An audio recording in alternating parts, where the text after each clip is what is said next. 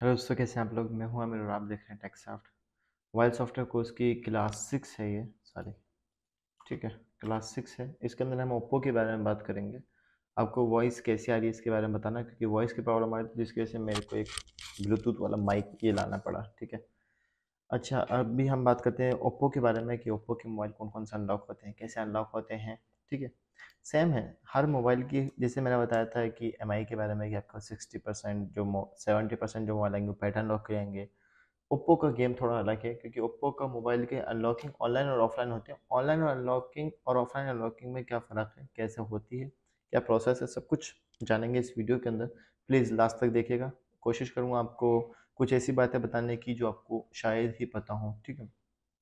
बहुत सारे लोगों का मैसेज आता है कि हम 10-10 15-15 साल से काम कर रहे हैं, लेकिन ऑनलाइन हमने काम नहीं करा, लेकिन हमको नॉलेज होती है। लेकिन आपकी वीडियो देख के हमें ऑनलाइन की नॉलेज मिल जाती है कि कौन कौन से मॉडल इस टाइम वर्किंग है, कौन से नहीं होते हैं। ठीक है।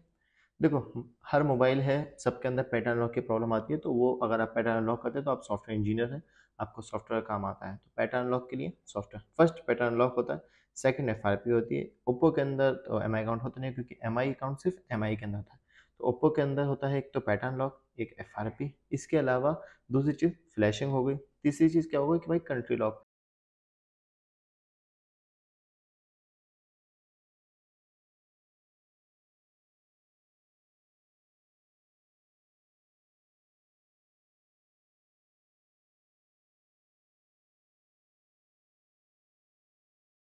अनलॉक नहीं करवा, ऐसे सेम प्रोसेस होता है कि आप किसी दूसरी कंट्री से सील डब्बा पैक मोबाइल यहाँ इंडिया लेकर आए और इंडिया की सिम डालोगे तो क्या लग जाएगा, कंट्री लॉक। ठीक है। ये एक बहुत ही टॉपिक वैसी वाली बात बता रहा हूँ मैं आपको। आप देखते हैं कि अक्सर आपके पास सैमसंग के या फिर ओप्पो के या फिर रियलमी के या फिर वीवो के किसी भी कंपनी का फ़ोन आता है, उसमें जो कंट्री लॉक होता है वो सिर्फ इसी वजह से होता है कि वहाँ पे वो सील पैक लेकर आए थे। अगर वहाँ पे वो यूज़ करते, अभी मैं इस मोबाइल को यूज़ कर रहा हूँ तो मैं इसको किसी भी कंट्री में ले आऊँगा तो कोई मसला नहीं आएगा, मेरा नेटवर्क चल जाएगा। ठीक है। यही गेम होता है। ठीक है।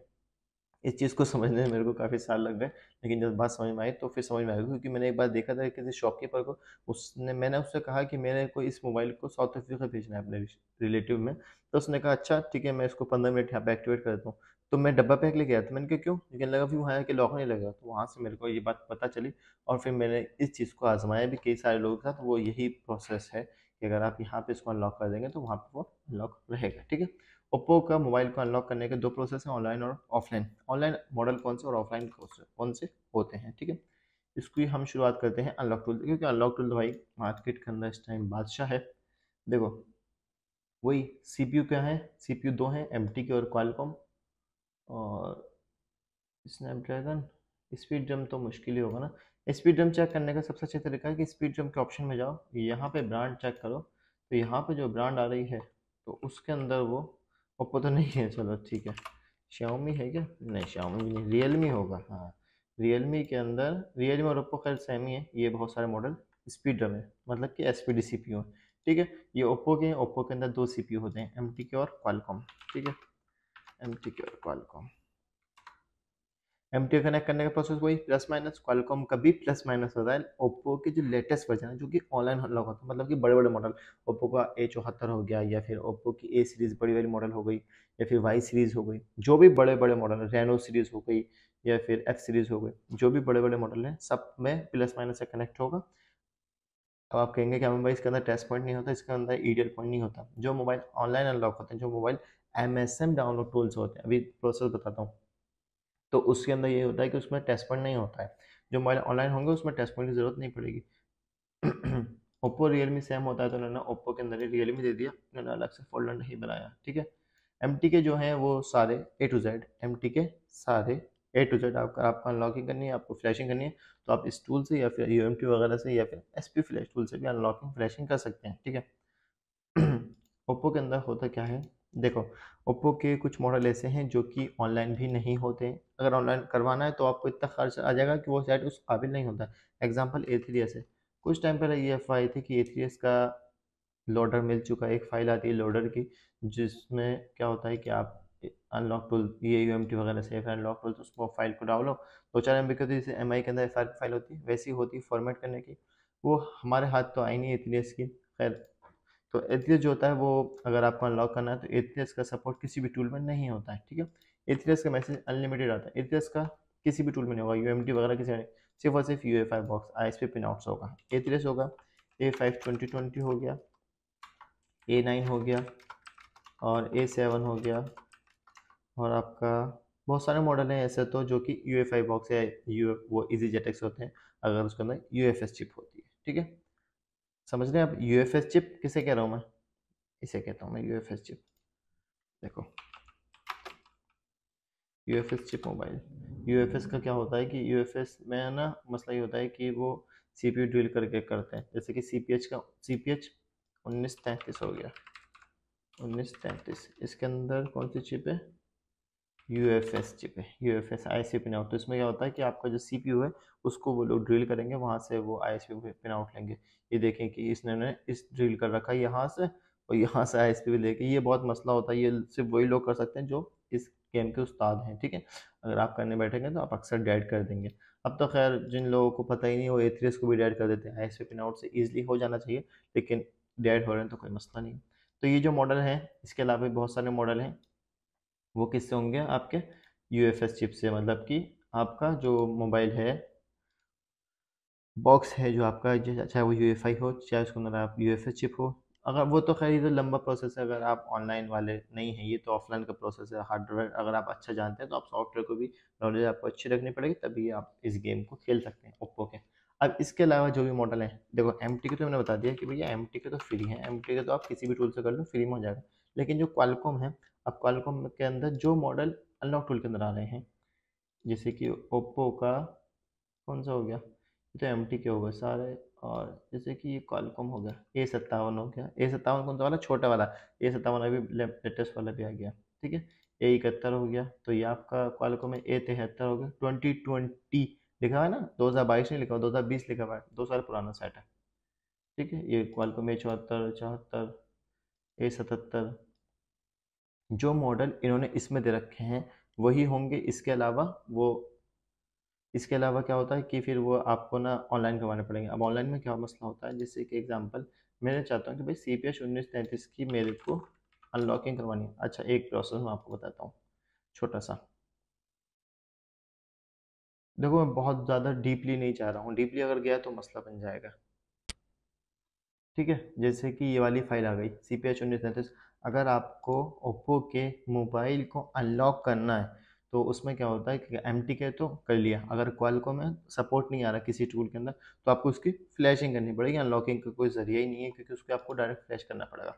तो फ्लैशिंग का मसला होता है कि ये जो फाइल होती है ना, ये 1933 की F15, वो लेटेस्ट यूज़ करो तो वो सेम रियलमी का प्रोसेस है कि टूल के अंदर आपका ID पासवर्ड डालना पड़ेगा, MSM डाउनलोड टूल होगा। ठीक है, तो क्वालकॉम जो होता है उसके अंदर MSM टूल होता है, ऑलरेडी बता चुका हूँ आपको भी, इतनी नॉलेज होगी। और जो MT के CPU होता है उसके अंदर डाउनलोड टूल होता है।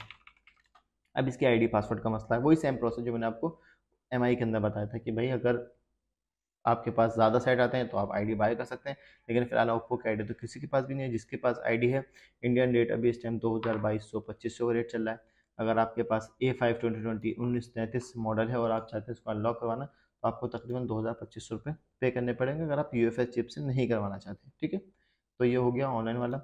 तो ओप्पो का मसला ये होता है कि कुछ मॉडल ऐसे हैं ओप्पो के, उसको अनलॉक करने के लिए भी आपको पूरा फ्लैश करना पड़ेगा। अगर आपके पास ओप्पो A37 है या फिर A57 है, इसको आप फ्लैश करेंगे, यहाँ से आप रिपेयर माई मोबाइल से फाइल डाउनलोड कर देखें।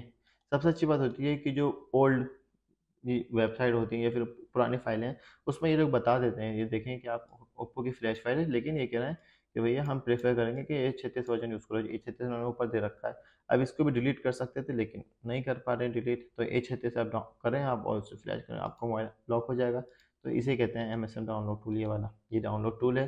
तो जितने भी ओप्पो की क्वालकॉम सीरीज़ होगी ना, चाहे वो रियलमी हो चाहे वो ओप्पो, ओप्पो और रियलमी की क्वालकॉम सीरीज़ का जो टूल है उसका नाम ये है।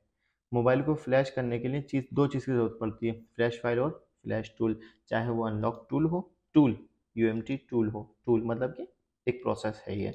अब आप इसको दूसरे उसमें मत ले जाना। ठीक है, तो यहाँ से आप फ्लैश, अब आप कहेंगे क्या हमें भाई अगर हम यहाँ से 1933 की फाइल उठाएं या इन किसी भी ऑनलाइन वाले मॉडल की फाइल उठाएं, वो क्वालकॉम में आपने कहा था कि फाइल तो वो नहीं होता है। वो फाइल ऐसी नहीं बनी हुई होती है, वो सिर्फ टूल से ही सपोर्ट करती है। हाँ, एक बात और, एम के अंदर मसला ये होता है कि अगर आप एम की फाइल डाउनलोड करते हो कोई से मॉडल की, और उसके अंदर क्या होता है, या आप दिखा देता हूँ, एक टूल है, आपको दिखा देता हूँ, MCT बाईपास टूल। इसके बारे में आप जानते होंगे। MCT बाईपास टूल जो MTK के सीरीज़ हैं उनको बाईपास करने के लिए होता है, या फिर कैसे बताऊँ आपको, यहाँ पे देखें, ऑथ बाईपास करने का प्रोसेस जो होता है वो इस टूल के अंदर होता है। अब अगर आपके पास MTK मॉडल है, कोई से मीडियाटेक का फ़ोन है, जैसे कि आपका रियलमी का 3 आ गया है या रियलमी 3 आया है जो कि MTK, आपको उसको फ्लैश करना है। अब आपने फ्लैश फाइल डाउनलोड करी, फ्लैश फाइल के अंदर जो टूल आएगा वो आएगा डाउनलोड टूल, क्योंकि वो MTK है। मैं एक सेकंड बस मेरे को देना ज़रा, मैं देखता हूँ कोई फाइल पड़ी हुई तो आपको ज़रूर समझा देता हूँ। मैं अक्सर फाइलें डिलीट कर देता हूँ भाई, क्योंकि स्पेस नहीं हो पाता। मैं मेरी जो आजकल जो वीडियो बननी है वो बहुत ज़्यादा लंबी प्रोसेस वाली बननी है। अभी कुछ दिनों पहले करा था एक मॉडल, ये तो क्वालकॉम है, MCT बाईपास टूल। मैं आपको दिखाता हूँ, एक प्रोसेस दिखाता हूँ कि हम ना ये फाइल का जो डाउनलोड टूल वाली फाइल है, सिर्फ MTK की बता रहा हूँ, डाउनलोड टूल वाली फाइल को आप कन्वर्ट करके MTK स्कैटर फाइल में कैसे कन्वर्ट करेंगे। आपको नहीं समझ में आ रही, मैं आपको बता देता हूँ। मैं सबसे बेसिक फाइल डाउनलोड करता हूँ जो बहुत ही कम उसमें हो, रियलमी 3 की फ्लैश फाइल, और यहाँ से हम ये करते हैं। अरे यार 5 GB की है, क्या स्पीड आ रही है, इसमें कम आएगी। IDM पे लगाते हैं, इतनी ही डाउनलोड होती है, फिर इतने मैं आपको और चीज़ बता देता हूँ। इसमें मैं आपको बताऊंगा कि MTK के अंदर जो MTK ऑनलाइन वाले मॉडल हैं, बड़े मॉडल भी हैं, उनको फ्लैशिंग अगर आपको करनी है या फिर अनलॉकिंग करनी है, अब आप चाहते हैं कि भैया ये जो फाइल है इसके अंदर स्कैटर फाइल नहीं है, MTK के अंदर स्कैटर फाइल चलती है फ्लैशिंग करने के लिए। अगर आप स्कैटर फाइल से बचना चाहते हैं तो फिर आपको जो टूल है डाउनलोड टूल, उसको लॉगिन करना पड़ेगा। ठीक है, ये डाउनलोड हो रही है इतने, बस यही होता है ओप्पो के अंदर कि भैया फ्लैशिंग या तो ऑनलाइन है या फिर ऑफलाइन है। अगर जो ऑनलाइन है, देखो ऑनलाइन किसे कहते हैं, ऑनलाइन इसे कहते हैं कि जो मॉडल आपसे नहीं हो रहा है, जो मॉडल आपसे नहीं हो रहा है अगर आप किसी और से करवा रहे हो तो आप ऑनलाइन कहेंगे।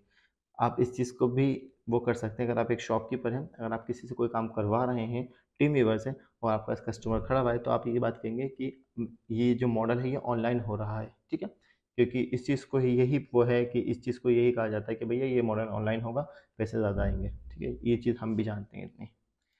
ओप्पो के अंदर पैटर्न लॉक हो गया। अब भैया FRP की बात आती है। FRP के दो प्रोसेस हैं, अगर MTK है तो टूल सपोर्ट करता है अक्सर मॉडल को, अगर क्वालकॉम है और ऑनलाइन वाला मॉडल है तो भाई एक बार बताऊं, जब हम ऑनलाइन वाले मॉडल को फ्लैशिंग करते हैं तो वो FRP रिमूव कर देता है।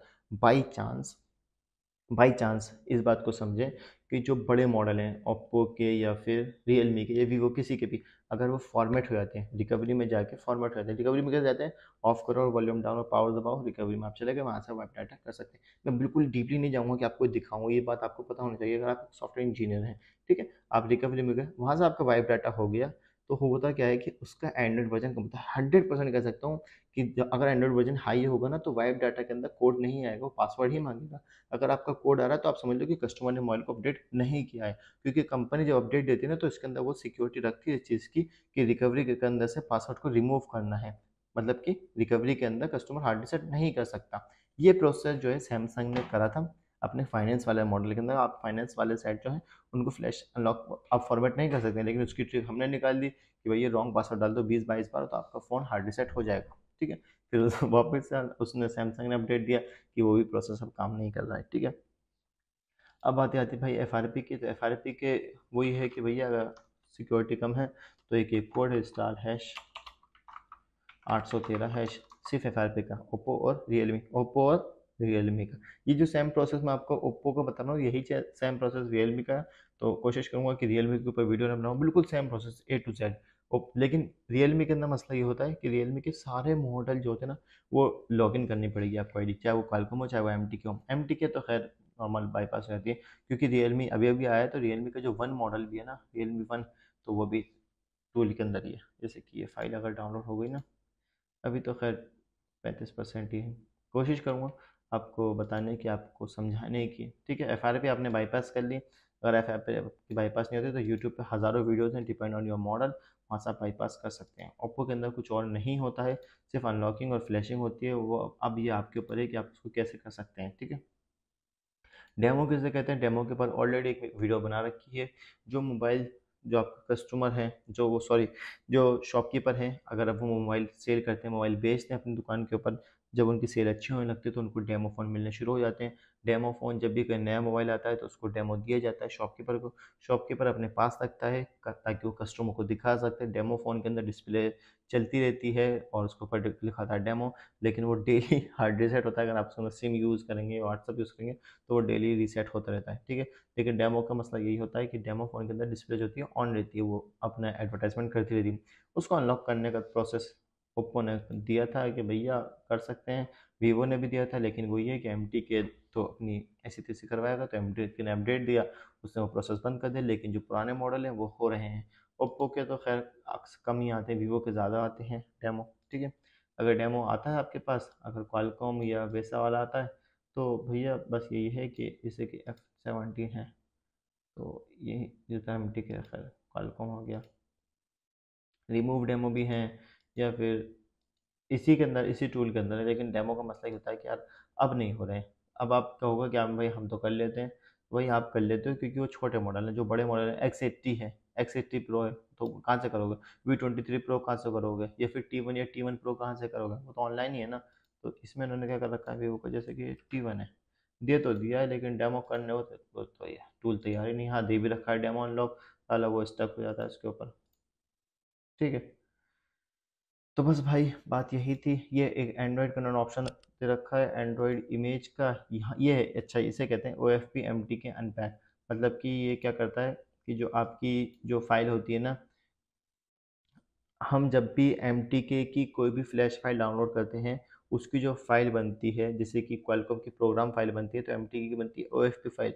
वहाँ से सिलेक्ट करके उस फाइल को हम कन्वर्ट करेंगे MTK स्कैटर फाइल के अंदर, ठीक है। तो ये डाउनलोड अगर, मेरे पास टाइम नहीं है क्योंकि रात के बज रहे हैं 1:30। कोशिश करूँगा ओप्पो की जो सेकंड वाली लिस्ट है, मैं इसलिए एक एक वीडियो बना रहा हूँ ताकि आप इस वीडियो के कमेंट में मेरे को बताएं कि हाँ भाई इस टॉपिक पे बात करनी है, तो मैं कोशिश करूँगा। ओप्पो के डेट जो सेट हो जाते हैं, अगर वो क्वालकॉम पोर्ट बना रहे हैं, MT के बना रहे हैं, तो कोशिश कर सकते हैं आप ऑन हो जाए, वरना तो फिर वही EMC प्रॉब्लम आ जाती है ओप्पो के अंदर, ठीक है। खैर उम्मीद करता हूँ वीडियो पसंद आए। वीडियो अगर पसंद आए लाइक करें, शेयर करें। कोई भी प्रॉब्लम हो तो कमेंट्स करें। Thanks for watching.